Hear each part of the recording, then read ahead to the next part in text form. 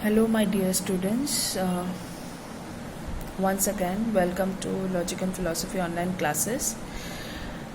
मेरे previous video में मैंने आप लोगों को यूजेस ऑफ हाइपोथेसिस समझाया था. इस वीडियो में मैं आप लोगों को समझाऊंगी forms of hypothesis.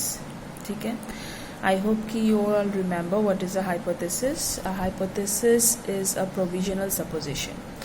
It is a tentative suggestion.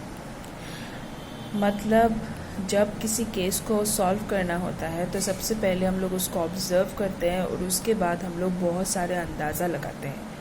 That is called hypothesis. ये जो हाइपोथेसिस है ये एक प्रोविजनल सपोजिशन है. मतलब this is not certain. Okay, it may change. Hypothesis does not means that hypothesis is a truth. It is not truth. It is only a suggestion given to solve the case. Okay. Now forms of hypothesis. There are three forms of hypothesis. सबसे पहला hypothesis concerning agent. The agent is one who produced the event. Okay. To find out the doer or the agent who produced the event, we make hypothesis, which is known as hypothesis concerning agent. इसका मतलब है कोई भी case को जो produce करता है, okay, जो उस वारदात को अंजाम देता है उसको बोलते हैं agent. The person who has done it. So कभी कभी हम लोगों को पता होता है कि व्हाट इज़ द केस. हम लोगों को ये भी पता होता है कि how a person has done it. But हम लोगों को पता नहीं होता है who is the person who has done it. Okay, so to find out the person we make hypothesis. To solve the case and find out the person who is the doer is known as the agent. Okay, and to find out the agent we make hypothesis. This is called hypothesis concerning agent. Next is hypothesis concerning law. Law means the plan according to which the agent act. Sometimes we know the agent but not the law or the plan, so we make hypothesis to find out the law. Now कोई भी circumstances हो, कोई भी event हो या फिर कोई भी case हो, इसको अंजाम देने के लिए एक plan या फिर एक idea बनाया जाता है according to which we do that incident. So उस प्लान को लॉ कहते हैं, हाइपोथेसिस कंसर्निंग लॉ. सो कभी कभी ऐसा होता है that we know the agent.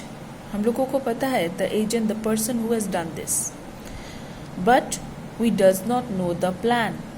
Means the idea from which और how the event has been taken place. So to find out the plan we make hypothesis. So that is called hypothesis concerning law.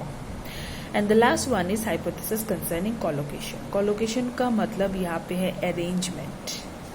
क्या arrangement किया गया है to give a face to a case. Now collocation means the arrangement of the circumstances which make it possible for the effect to occur. The effect which has already occurred, the case which has already done by someone, some agent, he has done it according to some collocation, according to some arrangement. So sometimes we know the law, we also know the agent, but we don't know the arrangement according to which arrangement the case has been taken place. So to find out the collocation, we make an hypothesis. सो ये जो forms of hypothesis है उसको और भी clearly समझाने के लिए मैं आप लोगों को एक एग्जाम्पल देती हूँ. Okay, very common example. Suppose किसी बैंक में रॉबरी हो गया है. ओके, नाउ इस रॉबरी का 3 फॉर्म्स होगा. एक, the person who has done the robbery which is known as agent.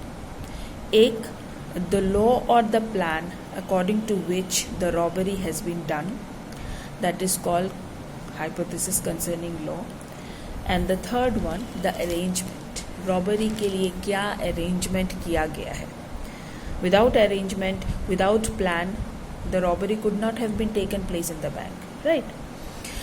Now सबसे पहला, जब हम लोग इस केस को इन्वेस्टिगेट करेंगे, at that time first of all we will try to find out who is the agent, किसने ये रॉबरी किया. Okay, so at that time the person in charge और the police in charge will search for the agent, and for which हम लोगों को hypothesis बनाना पड़ेगा. So many hypotheses we will make to search or to find out the agent or the doer of that robbery. Clear? Now, उसके बाद we will make a hypothesis concerning law. मतलब जब हम लोगों को एजेंट मिल जाएगा, then we will start making hypothesis to know the law or the plan of the incident, किस plan से और फिर किस आइडिया से वो रॉबरी को अंजाम दिया गया. That is called hypothesis concerning law. And उसके बाद the arrangement, what are the arrangement that doer और the agent has used to do that robbery. So these are the 3 forms of hypothesis which is very very simple. सबसे पहला hypothesis concerning agent, then hypothesis concerning law, and then hypothesis concerning collocation. Okay, agent matlab doer, law matlab the plan according to which the agent has done the action, and collocation means the arrangement what he has used to done the action. Okay, clear?